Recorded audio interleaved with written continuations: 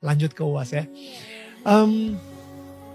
Saya justru penasaran sih, saya pengen nanya banget nih sama UAS juga gitu ya. Isa Al-Masih itu untuk seorang UAS itu seperti apa sih?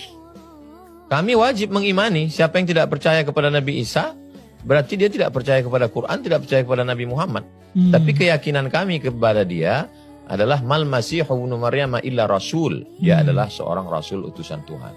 Sama seperti Nabi Adam, Idris, Nuh, Saleh, Ilyas yang diutus kepada Bani Israel untuk menyelamatkan manusia. Jadi kami tidak mungkin menuduh yang tidak-tidak kepada Maryam, kepada orang Yahudi menuduh, mohon maaf, tidak layak. Orang Yahudi menuduh Maryam adalah pezina. Maka lahirlah seorang anak zina. Dalam Islam dibersihkan tuduhan itu semua. Makanya dalam surat Maryam itu dijelaskan begitu detailnya. Saat dia melahirkan anaknya itu, maka datanglah pendeta-pendeta Yahudi. Apa kata mereka? Maka anak abuki mara'a sau'in. Bapakmu kan, Maryam, bapakmu kan bukan orang jahat. Wa makanat ummuki baghiyah. Ibumu juga bukan wanita tunasusila. Ayat itu kalau dilanjutkan, bapakmu bukan orang jahat, ibumu bukan wanita tunasusila. Kok bisa kamu hamil tanpa suami? Kok kamu punya anak? Tapi saat itu Maryam dia diam, fa'asyarat ilaih. Dia hanya menunjuk kepada bayinya. Dan terjadilah mukjizat. Anak itu berkata, Inni Abdullah, aku adalah hamba Tuhan. Atani al-kitab, Tuhan memberikan Alkitab kepadaku. Mubarakan ainama kuntu, aku diberkahi dimanapun aku berada. Jadi Islam menempatkan Nabi Isa dalam ajaran Islam. Kita bicara tentang konteks ajaran Islam. Menempatkan Nabi Isa tidak sebagai anak zina, tapi dia sebagai Rasul utusan Allah. Membersihkan dari tuduhan-tuduhan yang diserang oleh orang Yahudi kepada Nabi Isa alaihissalam. Jadi amat sangat tidak mungkin ada orang Islam melecehkan Maryam dan Isa. Kenapa? Karena di dalam Islam mereka adalah wanita yang solihah, seorang nabi, orang yang baik.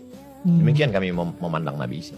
Jadi intinya, kesimpulannya, substansi maknanya, tidak ada orang Islam yang akan mencela Nabi Isa dan Maryam, karena mereka di dalam Al-Quran disebut sebagai ibunya perempuan siddiqah, wa ummuhu siddiqah, perempuan yang benar, yang jujur, yang baik, yang solihah, melahirkan seorang anak laki-laki yang salah satu Rasul utusan Nabi, utusan Allah.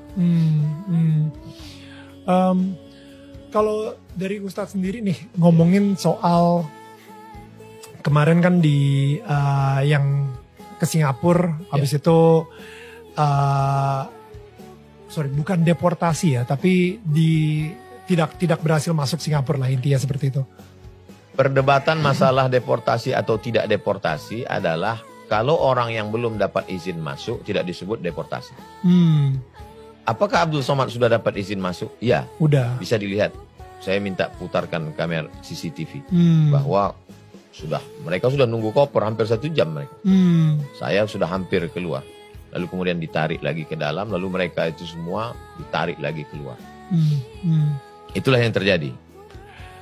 Dan akhirnya ini masyarakat atau pendukungnya UAS gitu ya, keluar dengan hashtag boykot Singapura gitu ya.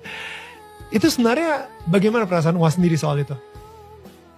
Kita bangsa besar, bangsa yang merdeka, pernah menghadapi berbagai macam. Jadi saya ingin kita sebagai negara yang bertetangga saling menghormati. Kalau dituduhkan Abdul Somad tidak boleh masuk karena dia ingin mengajarkan suatu ajaran, aliran, saya datangkan liburan dengan anak istri saya. Saya bawa bayi umur 3 bulan, 4 bulan. Lalu kemudian kalau diajar Abdul Somad ini orangnya radikal, itu kan ada konsulat Singapura di Pekanbaru. Kampung saya itu Pekanbaru. Apa ada orang Singapura yang mati, dibunuh gara-gara ajaran Abdul Somad? Kami hidup damai di Pekanbaru. Makanya ketika saya ceramah di Bali, ditolak oleh sekelompok oknum orang, Raja Bali, Concorde, datang di masjid untuk menjaga saya. Rajanya, Raja Bali langsung, silakan ceramah Ustaz Abdul Somad. Mereka tahu bahwa di Riau, di dekat airport, ada satu rumah ibadah. Saudara kita Hindu, tegak berdiri, tidak ada yang mengganggu. Kita hidup, kenapa kita mesti berkelahi cakar-cakaran hanya karena medsos, hanya karena buzzer, hanya karena orang yang makan dari gagal paham. Kalau orang tidak paham, kita kasih paham. Tapi kalau orang memang hidupnya untuk gagal paham, itu sulit. Ya. Berat. Tapi kalau misalnya ngomongin soal radikalisme ya, what do you think of it? Radikalisme adalah isu yang amat sangat menarik untuk dijadikan sebagai labeling. Jadi ketika saya tidak suka dengan seseorang, maka saya akan katakan kamu radikal, kamu aliran radikal.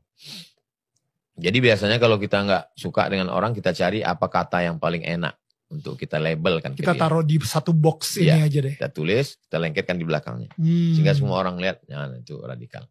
Tapi orang lupa, bad news, good news. Berita yang tidak baik itu iklan gratis. Nah. Ustaz Somad, nanti kita di Jakarta, kita insya Allah ngobrol dengan Bang Daniel. Saya nggak lihat internet, saya langsung sembahyang MTV. Oh, Bang Daniel MTV dulu. Oh iya, oh yang juri Idol. Host Idol. Iya. Cuman pas ketemu kaget, kok nggak tua-tua. Ya, ini muda radikal ya kalau ini. Radikal bebas. Radikal bebas. Ya, jadi labeling itu emang kayaknya ya pembunuhan karakter sih pastinya. Tapi pandangan Ustadz sendiri soal radikalisme gitu ya, karena kan tadi kayak dibilang wah ini ekstremisnya makanya nggak boleh masuk Singapura gitu. Tapi sebenarnya pemikiran UAS sendiri soal itu gimana? Setiap agama, setiap aliran ada kelompok ekstrimnya. Setuju. Kajilah semua. Setuju. Dari mulai ekstrim Hindu, ekstrim Kristen, ekstrim Buddha, ekstrim. Setuju. Kalau kita mau baca. Tapi apakah kita bisa sweeping? Hanya karena satu digigit semut lalu kita bakar itu satu pohon, semua semut salah. Kita tidak adil. Di mana letak rasa kasih sayang kita? Kita mesti pilih-pilih. Lalu, apakah Abdul Somad itu radikal, mengajarkan kekerasan, siapa yang tidak sekeyakinan dia pancung kepalanya? Ya, kajilah. Tontonlah videonya dari A sampai Z. Jangan tonton potongan-potongan. Lalu kemudian datangi kampungnya. Lihat siapa saja teman dia. Dia pernah nggak bertetangga dengan non-muslim? Pernah tak dia dengan